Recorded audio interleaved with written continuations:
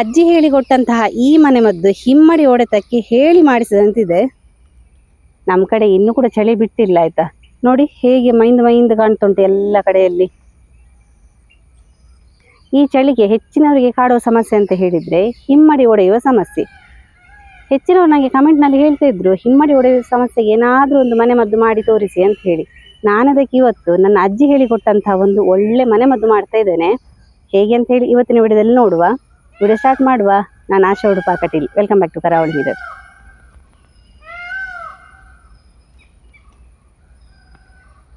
ನೋಡಿ ನಾನಿಲ್ಲೊಂದು ಫ್ರೆಶ್ ಆಲಿವೆರಾ ತಗೊಂಡಿದ್ದೇನೆ. ನೋಡಿ ಇವಾಗಷ್ಟೇ ಗಿಡದಿಂದ ಕಟ್ ಮಾಡಿ ತಗೊಂಡಿರೋದು. ಚೆಂದ ತೊಳೆದಿದ್ದೇನೆ. ಇಲ್ಲಿ ಎಲ್ಲ ಯೆಲ್ಲೋ ಕಲರ್ ಇರ್ತದೆ ತೆಗಿಬೇಕಾದ್ರೆ, ಅದೆಲ್ಲ ಕ್ಲೀನ್ ಮಾಡಿದ್ದೇನೆ. ಸೈಡಲ್ಲಿ ನೋಡಿ ತೆಳುವಾಗಿ ಅದರ ಮುಳ್ಳು ತೆಗೆದಿದ್ದೇನೆ. ಇನ್ನು ಸಿಪ್ಪೆ ಕೂಡ ಮೇಲ್ಪದರ ಇರುವಂತಹ ಸಿಪ್ಪೆಯನ್ನು ತೆಳುವಾಗಿ ತೆಗೆಯುವ. ನೋಡಿ ಈ ಥರ ತೆಳುವಾಗಿ ತೆಗಿಬೇಕು.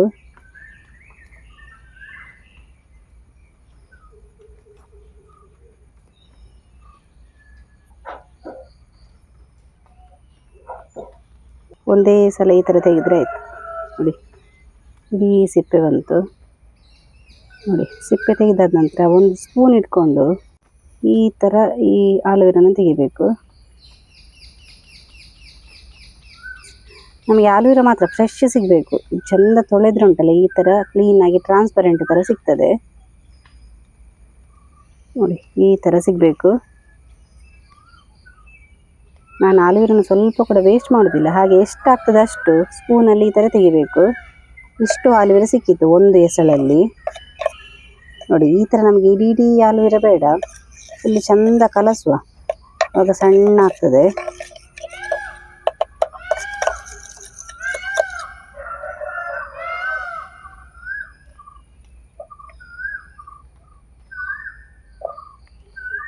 ನೋಡಿ ಇಷ್ಟು ಸಣ್ಣ ಆಯಿತು. ನಾನು ಕೈಯಲ್ಲೇ ಮಾಡಿದಾಗ ಇಷ್ಟು ಸಣ್ಣ ಆಗ್ತದೆ. ಇನ್ನಿದಕ್ಕೆ ಸ್ವಲ್ಪ ಅರಶಿನ ಸೇರಿಸುವ.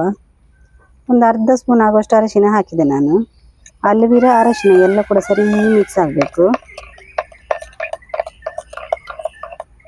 ಆಲೂವೆರಾ ಮತ್ತು ಅರಶಿನ ಸೇರಿದ್ರೆ ಉಂಟಲ್ಲ ಒಳ್ಳೆ ಮನೆಮದ್ದು ರೆಡಿ ಆಗ್ತದೆ.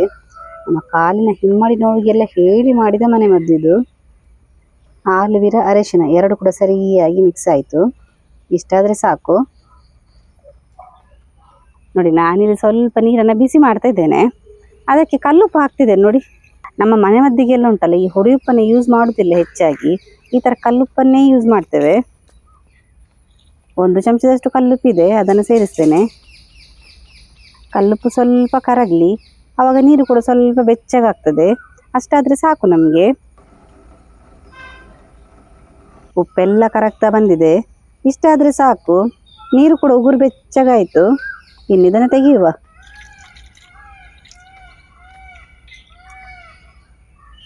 ಈ ಥರ ಉಗುರು ಬೆಚ್ಚಗೆ ಮಾಡಿದ ನೀರನ್ನು ಒಂದು ಪ್ಲೇಟಲ್ಲಿ ನಮ್ಮ ಕಾಲನ್ನು ಇಟ್ಟು ಕಾಲಿನ ಮೇಲೆ ಹಾಕಿ ಬಿಡುವ. ಒಂದು 15ರಿಂದ 20 ನಿಮಿಷ ಹಾಗೆ ಬಿಡಬೇಕು. ಈ ಥರ ನಾವು ಒಂದು 15 ನಿಮಿಷ ಬಿಟ್ಟಾದ ನಂತರ ಸ್ವಲ್ಪ ಕೈಯಲ್ಲೇ ತಿಕ್ಕಿ ಕಾಲನ್ನು ತೊಳೆದು ಬಿಡಿ. ಸ್ವಲ್ಪ ರಿಲೀಫ್ ಆಗ್ತದೆ ನಮಗೆ. ಕಾಲನ್ನು ಚೆಂದ ತೊಳೆದಾಯಿತು. ಇನ್ನು ನಾವು ರೆಡಿ ಮಾಡಿದ ಮನೆಮದ್ದಿದೆ ನೋಡಿ ಆಲೂವೆರಾದ್ದು. ಅದನ್ನು ಸ್ವಲ್ಪ ತೆಗೆದು ಕಾಲಿನ ಹಿಮ್ಮಡಿಗೆಲ್ಲ ಹಾಕ್ತಾ ಬರುವ.